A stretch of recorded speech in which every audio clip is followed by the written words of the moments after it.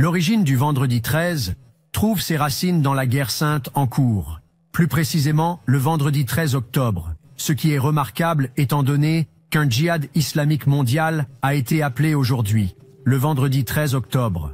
Les Templiers ont acquis richesse et pouvoir en combattant comme mercenaires pour l'Église catholique pendant les croisades.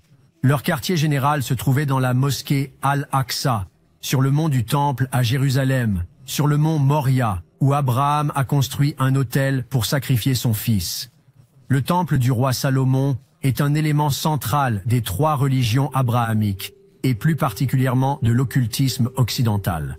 Les Templiers étaient officiellement connus sous le nom de pauvres compagnons de guerre du Christ et du Temple de Salomon, ou chevaliers templiers.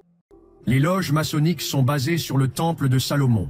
La Kabbale enseigne que le Temple de Salomon représente le monde métaphysique et la lumière descendante du Créateur à travers l'arbre de vie. Les chevaliers du Temple portaient des manteaux blancs avec une croix rouge, une symbologie que l'on retrouve tout au long de l'histoire de l'Église catholique et de ses ramifications. La reconstruction du Temple du roi Salomon est un objectif crucial pour de nombreux groupes religieux et sociétés secrètes. Les Templiers n'étaient pas seulement des guerriers experts, ils étaient aussi des pionniers d'une forme précoce de banque et sans doute l'une des premières sociétés multinationales au monde. Ils ont acquis des terres dans toute l'Europe et au Moyen-Orient, y compris sur l'île de Chypre. Ils possédaient et exploitaient plusieurs fermes et vignobles, construisaient d'imposantes cathédrales en pierre et possédaient leur propre flotte de navires pour la guerre et l'import-export. Lors de la reprise de Jérusalem par les forces musulmanes en 1187, les Templiers ont été contraints de quitter la mosquée Al-Aqsa sur le mont du Temple. Mais ils gèrent encore de nombreuses entreprises et exercent un grand pouvoir. Le roi Philippe IV, très endetté à l'égard des Templiers, commence à faire pression sur l'Église pour qu'elle prenne des mesures à leur encontre. À l'aube du vendredi 13 octobre 13h07, des arrestations massives sont opérées contre les Templiers.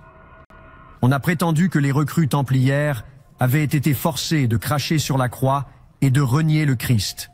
Ils ont été accusés d'adorer Baphomet et une tête momifiée censée être celle de Jean-Baptiste. Des dizaines de Templiers sont brûlés sur le bûcher et l'ordre est officiellement dissous. Le mont du Temple est resté sous le contrôle des forces musulmanes jusqu'à ce que les Britanniques s'en emparent lors de la bataille de l'année de la Bête. 30 ans plus tard, les Nations Unies ont cédé aux sionistes les terres entourant le mont du Temple sur lesquelles l'État d'Israël empiète depuis lors. Greg Reese, journaliste pour InfoWars.